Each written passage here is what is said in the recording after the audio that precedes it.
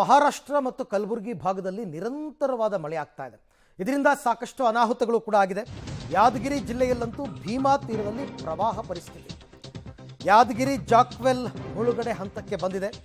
31 ವಾರ್ಡ್ಗಳಿಗೆ ಕುಡಿಯುವ ನೀರು ಸರಬರಾಜು ಬಂದ್ ಆಗಿದೆ. ನೀರು ಸರಬರಾಜಾಗುವ ಜಾಕ್ವೆಲ್ ಮುಳುಗಡೆಯಾಗಿದೆ.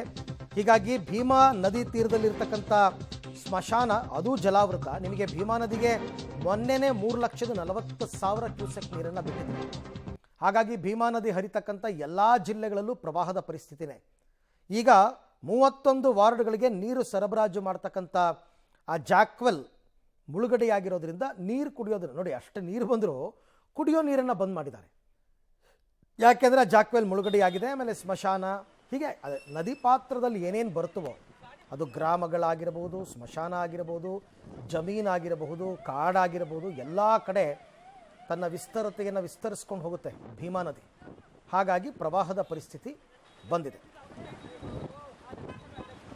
ಮಹಾರಾಷ್ಟ್ರ ಸೇರಿದಂತೆ ಕಲಬುರಗಿ, ಯಾದಗಿರಿಯಲ್ಲಿ ಭೀಮಾ ನದಿ ತೀರದಲ್ಲಿ ಸುರಿತಕ್ಕಂಥ ಮಳೆಯಿಂದಾಗಿ ಭೀಮಾ ನದಿ ಈಗ ಉಕ್ಕಿ ಹರಿತಾ ಇದೆ. ಇದರಿಂದ ನಿಜಕ್ಕೂ ಕೂಡ ಯಾದಗಿರಿ ಜಿಲ್ಲೆಯ ಜನ ಪ್ರವಾಹದ ಪರಿಸ್ಥಿತಿಯನ್ನ ಎದುರಿಸ್ತಾ ಇರುವಂಥದ್ದು ನಾವು ನಿಮಗೆ ತೋರಿಸ್ತಾ ಇದ್ದೀವಿ.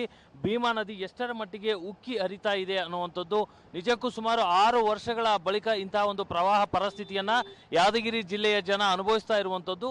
ಅದರ ಜೊತೆಗೆ ಏನು ಯಾದಗಿರಿ ಪಟ್ಟಣದ ಹೊರವಲಯದಲ್ಲಿ ಇರ್ತಕ್ಕಂಥ ಅಂದ್ರೆ ಯಾದಗಿರಿ ನಗರಕ್ಕೆ ಕುಡಿಯುವ ನೀರನ್ನು ಸರಬರಾಜು ಮಾಡ್ತಕ್ಕಂಥ ಜಾಕ್ವೆಲ್ ಏನಿದೆ ಅದು ಸಂಪೂರ್ಣವಾಗಿ ಮುಳುಗಡೆ ಹಂತಕ್ಕೆ ತಲುಪಿರುವಂಥದ್ದು. ಅಂದ್ರೆ ಇಲ್ಲಿರ್ತಕ್ಕಂಥ ಗುರ್ಸಣಗಿ ಬ್ರಿಡ್ಜ್ ಕಮ್ ಬ್ಯಾರೇಜ್ ಏನಿದೆ ಅದರ 24 ಗೇಟ್ಗಳ ಮುಖಾಂತರವಾಗಿ ಲಕ್ಷಾಂತರ ಕ್ಯೂಸೆಕ್ ನೀರನ್ನು ಹರಿಬಿಟ್ಟ ಪರಿಣಾಮವಾಗಿ ಇಲ್ಲಿನ ಜಾಕ್ವೆಲ್ ಮುಳುಗಡೆ ಹಂತಕ್ಕೆ ಹೋಗಿರುವಂಥದ್ದು.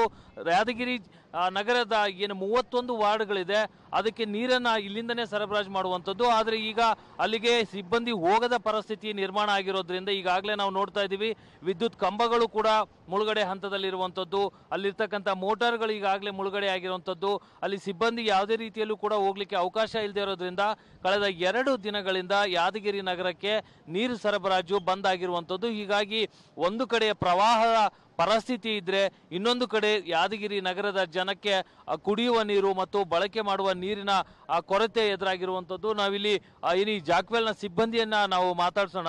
ಈ ಪರಿಸ್ಥಿತಿ ಯಾವಾಗಿಂದ ಆಯ್ತು? ಈಗ ಯಾವಾಗಿಂದ ನೀವು ನೀರು ಸರಬರಾಜು ಬಂದ್ ಮಾಡಿದಿರಿ? ನಿನ್ನೆ 4 ಗಂಟೆಲಿಂದ ಬಂದ ಸರ್.